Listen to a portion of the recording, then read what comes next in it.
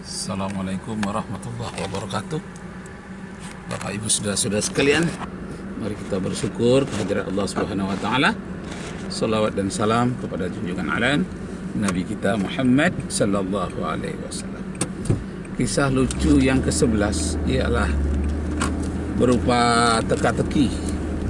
Pertanyaan: ada 2 ekor anjing menyeberang ke sebuah pulau.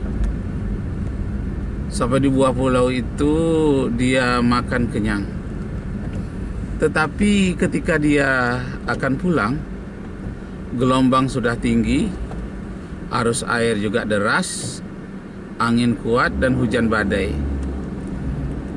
Karena tidak bisa hari itu mereka kembali ke tebing semula, maka mereka mengadakan latihan. Mereka mengadakan latihan. Dalam latihan itu anjing A hanya melihat-lihat saja. Anjing B serius dia latihan bagaimana menghadapi hujan badai. Sampailah 3 hari berikutnya, sampailah saat menyeberang.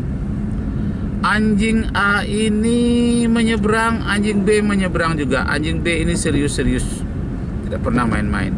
Anjing A ini selalu main-main.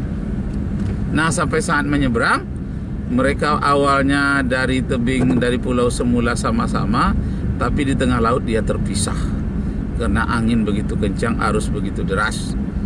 Nah, akhirnya anjing A yang sampai duluan. Anjing A yang main-main ini. Anjing B yang serius, dia malah kececeran, bahkan sudah makan-makan, sudah mengantuk-ngantuk anjing A, barulah anjing B sampai. Ketika dia sampai terengah-engah dan sangat lelah, bertanyalah anjing B kepada anjing A. Kata anjing B, waktu latihan kemarin engkau hanya main-main dan tidak serius, sedangkan aku serius. Sampai saat penyeberangan malah engkau yang sampai duluan, aku yang serius malah sampainya belakangan. Pertanyaanku, apa rahasianya? Anjing yang serius kok lambat sampainya? Anjing yang main-main, anjing yang tidak serius kok cepat sampainya? Ada apa ini? Itulah pertanyaan anjing B kepada anjing A. Nah, akhirnya anjing B menjawab.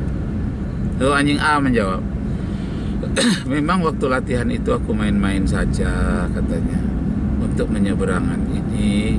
Dan dalam penyeberangan juga aku yang duluan sampai. Apa masalah ini? Pelatihannya kah yang salah atau waktunya yang tidak tepat? Dijawab oleh anjing B, bukan masalah waktu, bukan masalah pelatihan dan pendidikan. Yang salah adalah faktor gen, katanya, faktor keturunan. Nah, apa dia faktor gen, faktor keturunan? Kata anjing A, kamu anjing B keturunan anjing hutan, maka engkau faktor gennya, gen anjing hutan itu ya di hutan. Sedangkan aku keturunan anjing laut, anjing A, sehingga aku tidak perlu belajar yang kuat dalam bidang berenang, karena begitu kami lahir langsung pandai berenang. Nah, barulah disadari oleh anjing B, rupanya latihan dan pendidikan itu tidak begitu menentukan. Lebih menentukan itu faktor gen, faktor keturunan. Nah, jadi Bapak Ibu serta saudara-saudara sekalian, yang menjadi perhatian kita ini ialah faktor keturunan. Kalau kita lihat keturunan Yahudi, memang walaupun sekolahnya tidak tinggi, tapi dia sering jadi penemu. Kuliahnya kadang-kadang tidak selesai atau keluar dari universitas, tapi akhirnya dia jadi penemu, menjadi lebih besar dan menjadi orang yang terkaya di dunia. Kenapa? Adanya faktor gen, faktor keturunan. Nah, jadi kalau begitu, bangsa Indonesia jika ingin maju, jika ingin pendidikannya, perhatikanlah faktor bibit. faktor keturunan. Jadi kalau keturunan orang-orang yang berbakat itu sedikit saja diajar, dia langsung pintar. Tapi kalau keturunannya itu seperti keturunan anjing hutan, betapapun diajar berenang, tetap ada kelemahannya. Bisa hebat, bisa, tapi tidak akan sehebat anjing laut. Itu yang pertama. Nah, yang kedua, Bapak Ibu saudara sekalian, yang harus diperhatikan adalah faktor lingkungan. Jadi lingkungan itu akan mendidik kita. Lingkungan itu menyebabkan kita belajar bagaimana menyesuaikan diri dengan lingkungan itu. Nah, jadi di mana letak lucunya itu?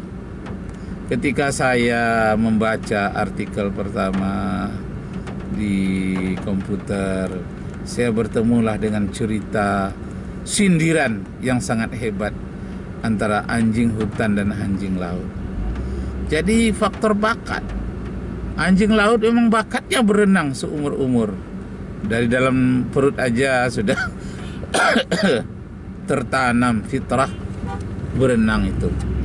Sedangkan anjing laut fitrahnya adalah berlari-lari di dalam hutan dengan napasnya yang tahan, dengan penciumannya yang tajam. Ya begitulah anjing hutan. Nah, jadi itu kita tinggal memoles bakat. Jadi kalau begitu guru-guru SD, guru SMP, perhatikanlah bakat anak itu, bibitnya. Kalau bibitnya orang Melayu, itu biasanya suka dengan sastra, kesenian. Memang satu-satu juga ada sedang dengan perbankan, penerbangan, ada.